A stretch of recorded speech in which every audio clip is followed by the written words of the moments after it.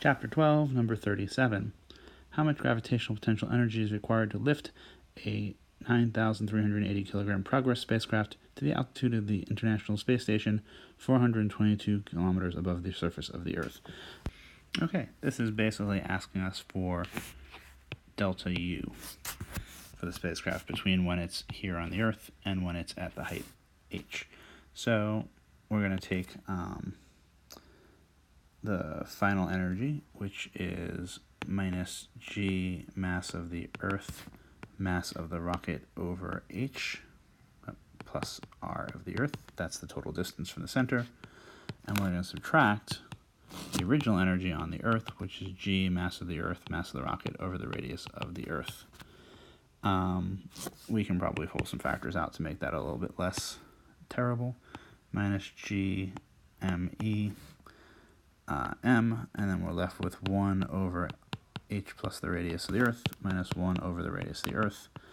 We can probably get some stuff off of Google or whatever, but we can just plug in these numbers now. Minus 6.67 times 10 to the minus 11 Newton meter square per kilogram square times the mass of the Earth, which is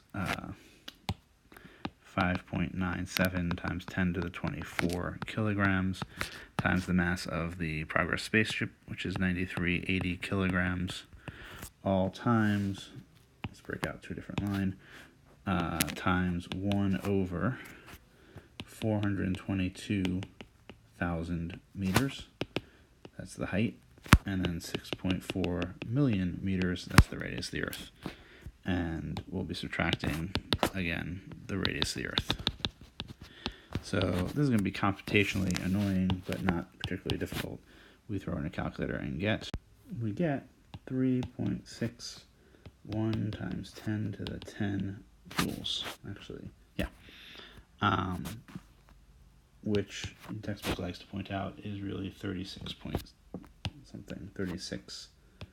kilojoules. And that's how much energy we'd have to add. This, of course, only gets it up to that height, at which point it will come immediately right back down. And we sort of cheated because it had some velocity for being on the Earth as it went around the circling the Earth. So if we we're going to put this in like a circular orbit, it'd be a somewhat more complicated problem, but this is fine for what was asked.